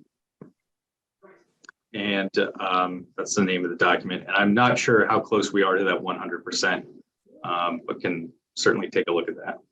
Could you also send us the plan? Sure. And then on Pope Park, I'm not familiar with the Bankside Grove. Where is that in Pope Park? Through you, Madam Chair. So that would be the section of the park that is on the north side of Park Street to the west of Park Terrace. So going down, it's by the traffic circle. By the traffic circle, yes. Okay, and then so we're talking about some improvements to that, to that, as well as across the street, the Baby Pope. That's correct. Is this? It seems to me there was some discussion over the last couple of years of I don't know if it's pathway design, something that would be extending from that building that's on the corner of Park Terrace and Capitol Avenue, actually, I guess it's on Sigourney Street because I think its address is 25 Sigourney Street. But it seemed to me there was some discussion of that, since that building abuts that area of Pope Park, that there was going to be the city was going to be doing something to improve that building's access to that part of Pope Park. Is that what we're talking about here? I think that is part of the whole process of doing the design for that side, is looking at issues like that. Okay, you don't have any idea as to what's going on with that building, since we gave that individual a tax break, and they were supposed to have, by this point in time, done all sorts of major work over there. You wouldn't know whether they're claiming that they haven't been able to do their work because we haven't done this park project, do you? For you, Madam Chair, no, I would not have. I don't have any information on that. I'd have to refer that over to Development Services, see if they have any updates on that. Yeah, it's a kind of a footnote to this presentation, not really terribly relevant to it, but it's something I think council needs to look at, some of these tax fixing agreements that we've provided to folks who've made promises to us and haven't done anything. And that's a sort of a glaring example. But in any event, moving on, last question for you. You mentioned the cricket fields at Keeney, that back loop, which is, it's open from time to time. It's got a gate on it, and generally speaking, the gate is closed. But certainly when there are cricket games, they open the gate and allow use of the parking lot. My comment would be, I'm pretty familiar with that loop. And the reason that it was closed to traffic was because people were pretty well utilizing the parking area there on a nightly basis. And the amount of trash, I think, was overwhelming your department. So while I'm certainly not opposed to opening up areas of Keeney to vehicular traffic, I do caution that I don't think we want to open that area up. It's certainly at night, unless you're prepared to pick up a lot more litter. And along those lines, on the Woodland Street redesign, I think it would be extremely helpful if you built in a boatload of trash cans, because that's another area that every single morning has, it's got litter, and there aren't sufficient trash cans. Perhaps a few more would encourage people to actually use them. Thank you, Madam Chair. Thank you, Councilman. Councilman LeBron. Yes, thank you, and through you, Madam Chair. So Director Looney, can you give us, can you tell me the scoreboards that we're planning on replacing? Through you, Madam Chair, I don't have the exact scoreboards at this point, but we can get you those locations. So, because I'm trying, and through you, Madam Chair, I'm trying to figure out the need for scoreboards. I understand, and this is, and I'm a youth sports, I'm a sports guy through and through. I just don't know of any city-owned fields that have scoreboards. Yeah, I mean, are we talking about scoreboards at schools? As I said, we'll get you the exact locations of where they are. I'll get you that list. Yeah, thank you, Director Looney. And I wouldn't be removed from replacing a scoreboard even at a school, but I think it's just another thing where we talked about the general statute earlier, where the care of scoreboards falls, or the care of school activities falls on the Board of Ed. But I think now we're paying from the city side for the scoreboards, which I'm okay. We need scoreboards. We need to keep score.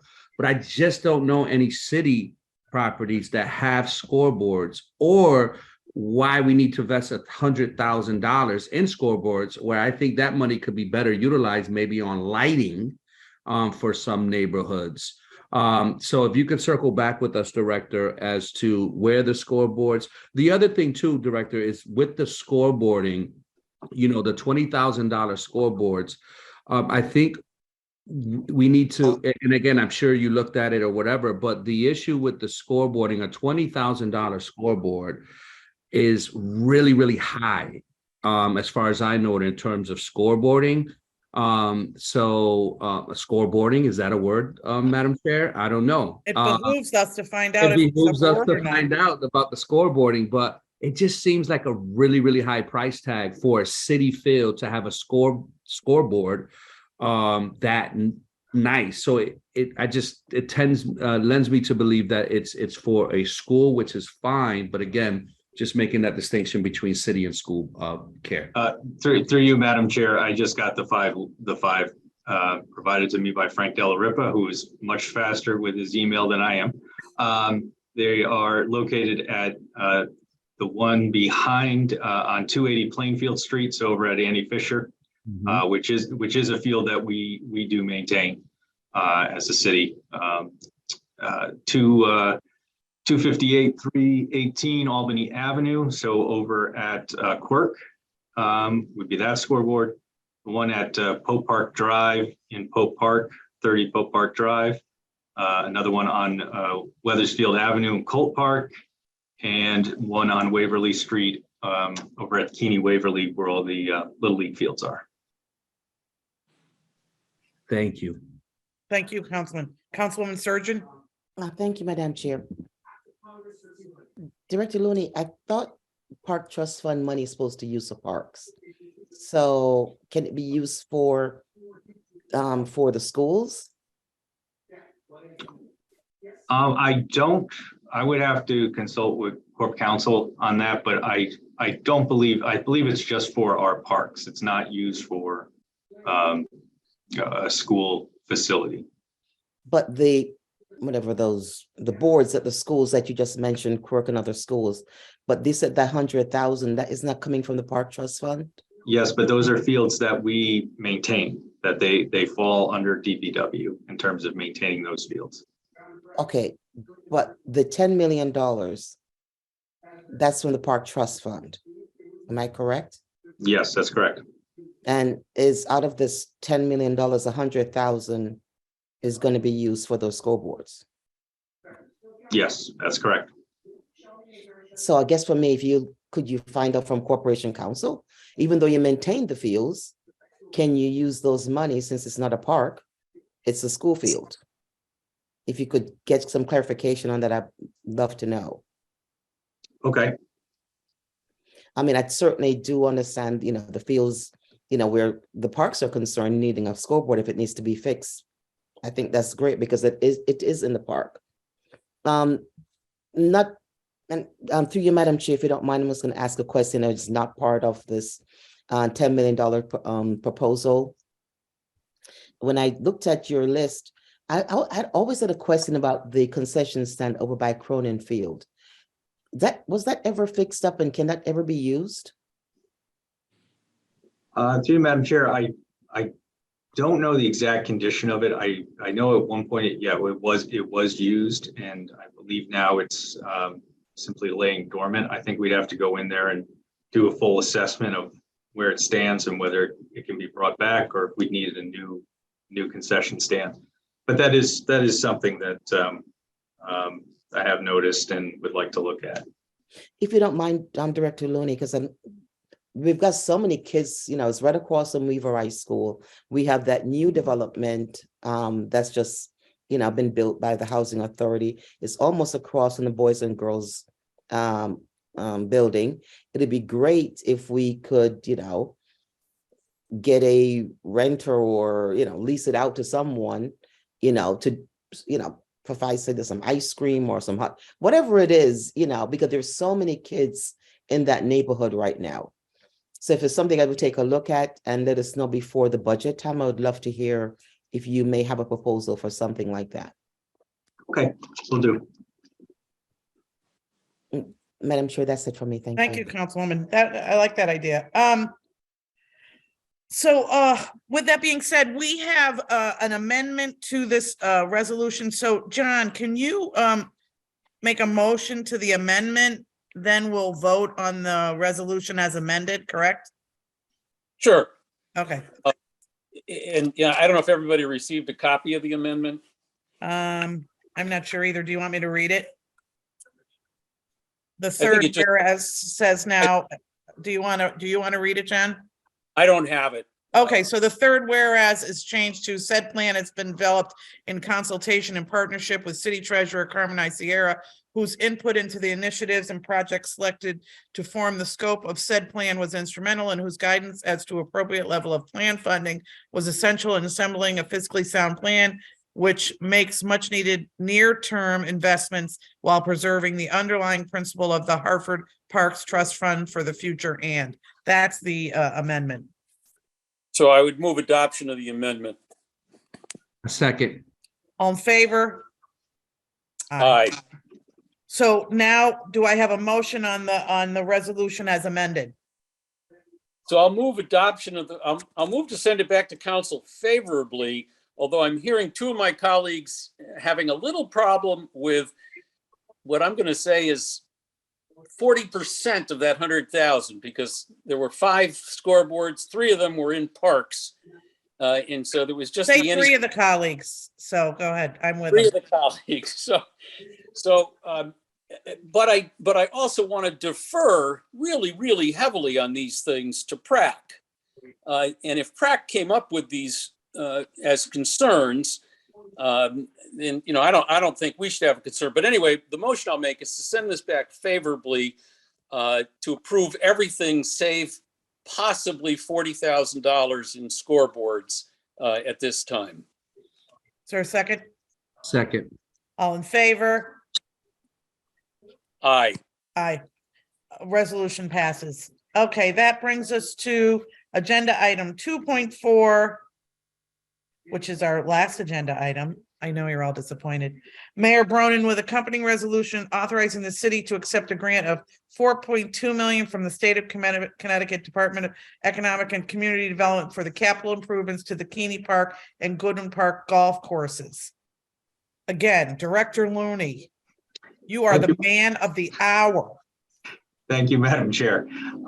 Yes, we're here tonight seeking permission to accept an award of a $4.2 million grant from DECD that'll be utilized for making capital improvements to both the Keeney Park Golf Course and the Goodwin Park Golf Course. The $4.2 million is our intention is to have it split up with $1.8 million going to the Keeney Golf Course to be used to address some water issues that some minor flooding issues in the basement of the clubhouse, as well as machinery purchases, upgrading the fireplace room off of the tavern at Keeney Park, upgrading the driving range, and a couple of other smaller projects like that. For Goodwin, we're looking to use $1.7 million to help complete the irrigation project as designed, and then use the remaining $700,000 again for some new machinery purchases, upgrade of amenities at the restaurant and around the restaurant, the putting green, and the driving range and the parking lot that are directly adjacent to the restaurant and clubhouse building. So that is what we are looking for tonight, and happy to take any questions. Councilman Gale, you're first alphabetically. You're gone. There you are. Yep. No, I have no questions at this time. Councilman LeBron. You're good. Councilwoman Surgeon. Here. I believe, and please bear with me because I don't remember everything. I believe the Friends of Keeney had a change in your previous resolution that was voted on for the $10 million that they wanted to make sure that in the list was the house. I think it was I'm not sure. think they could, somebody explain that for me, please? Brian, are you there? I'm here. Can everybody hear me all right? Yes. All right. So what I'd like to do is just read a statement that was prepared and read at the January 9th City Council meeting. I will speed read to keep it brief, and just starting with the introduction here for formalities. But thank you, Madam Chair, for this opportunity tonight. My name is Ryan Grew, and as the Executive Director of Friends of Keeney Park, I am pleased to express the organization's support for this important initiative. We are fully supportive of the proposed expenditure plan for capital improvements to Keeney Park. These improvements will benefit the park and the community at large, and we believe that they will make the park more accessible and enjoyable for all visitors.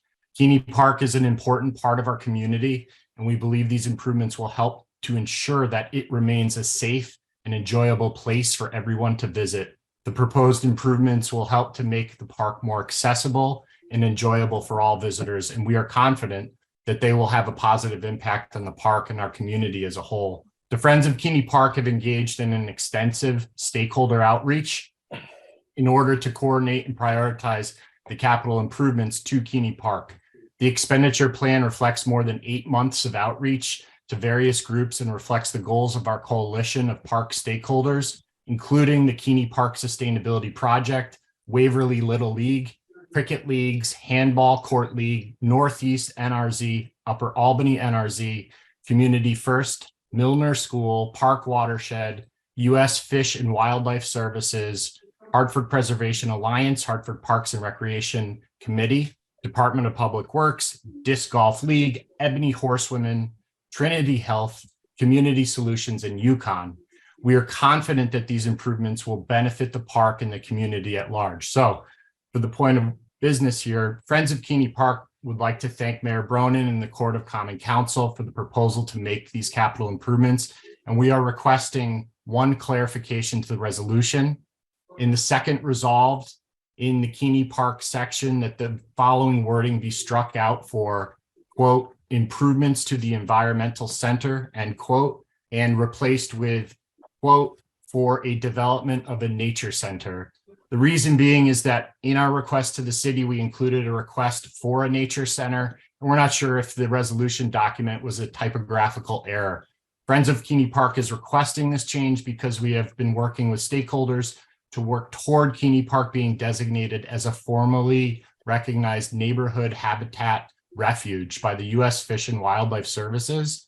Such a designation will follow the city, Friends of Keeney Park, to allow the city and Friends of Keeney Park to compete for federal, state, foundation, and private funding programs and projects in Keeney Park. The U.S. Fish and Wildlife Services staff have indicated that a nature center in Keeney Park would be a key element in obtaining the neighborhood habitat refuge designation. Currently in the Connecticut River corridor, there are neighborhood habitat refuge designated areas in Springfield and New Haven. We believe that Keeney Park has the best location, resources, and partners to attract more people to the natural environment that Keeney Park offers. Thank you for your consideration tonight. Happy to provide another copy of this as needed. So, Madam Chair, that was I just want to make sure your resolution and that you passed had that changes in there. So what I'm hearing is you don't want improvements to your environmental center. You want it to say for development of a nature center. Is that what? So we can provide the specific language, but that's the essence of it, for a development of a nature center. Okay. And it's really just having to do with the neighborhood habitat refuge. Okay. So with that said, first of all, I just want to say I appreciate the irrigation piece at Goodwin, because I have seen firsthand them turning on the irrigation. I did get a text from, I don't know if Charmaine wanted to say something to this now that we've opened up this. Charmaine, are you there? Charmaine, are you there? Yes, I am. Oh, there you are. Good evening, everybody. I did reach out to Ryan, and I have the language to amend, and it will be done. I have the language and I appreciate, because what you wanted to be done is to strike out the wording for improvements to the environmental center and replace for a development of a nature center. And I will definitely write a substitute resolution that reflects the language that you requested. Madam Chair, Thank you, thank you. Councilman Gale, I know what you're going to say. Could we do that amendment now and then vote on the amended resolution? I before we get there, I would Yeah, just like, I would just like to hear from Director Looney that that in fact the proposed. Yeah, not- have you been even talked to about that? Yeah. Is this something that, is this really just a semantic change, or, you know, Yeah. what? Yeah, a financial change. Yep, thank you, Councilman Gale. Through you, Madam Chair, I hadn't received this before. However, I do believe it is a semantic matter, and that the rewording does not pose any problem from the city side. Thank you, In that Yeah, case, Madam yep. Chair, I'd like to go back to the prior motion. Okay, yep, We'll revisit it, and I'll move to send this back to council, the favorable recommendation, with the amended language that Charmaine is going to add that we've just heard. And again, with the exception of $40,000 of lighting set aside. okay, all right. So now Second. second, all in favor? Aye. Aye, oppose, abstain. Thank you. So that brings us to the conclusion of our meeting. Thank you very much. It was- Whoa. We was didn't a No, vote. one more. We gotta One We didn't more. vote on this item yet. We got to vote on it. Oh, that's right. It was voted on that. Okay, so go ahead. So, all right, so we have an amendment, so we're gonna vote on the amendment. No. We went back to item number 3 on the agenda, Madam Chair. This- Oh, that's right. We got sidetracked. Okay, Yeah. So I'll move a favorable recommendation for item 4. yes, Move favorable recommendation back to council. okay, Madam Chair, if I could just interject. yes, One thing I did want to modify is in the last whereas of this resolution, it states "and to enhance wildlife." I think that's a incorrect statement. We're not using this grant as part of that. May have been from other language in some other resolution, but yes, let's not enhance wildlife. I would like to strike that if Okay, possible. so we have a resolution that there's a motion, but to strike the wildlife piece, how do we, So I'll amend my motion, Madam Chair. okay, please do, Councilman. Let me just see if I can figure out where I'm this, trying to find out where it is. What page is that on, Director Looney? It's on the resolution itself, Oh, it is. which is only one page. Oh, okay. it's in one of the resolves. Oh, One there of- it is. It's on the third resolve, last line, John. The Third whereas. Third whereas. Oh, okay. It says to enhance wildlife. Okay, so I'd like to send this, move to send this back to council with the amendment that the language is stricken from the third whereas clause, the language being "and to enhance wildlife," and move to send the amended version back favorably. So the amendment's all in one with a favorable Okay. motion. Is there a second? Second. So we're voting. There's a motion and a second on the amended strike enhanced wildlife. All in favor? Aye. Aye. Oppose, abstain. Now that brings us to adjournment. All right. 2 hours of fun. I can't Yes. think of doing it Extend with it. better people. All Thank right. you, and I have a motion to adjourn. Have a good night. Good Good night. Good night. Good night.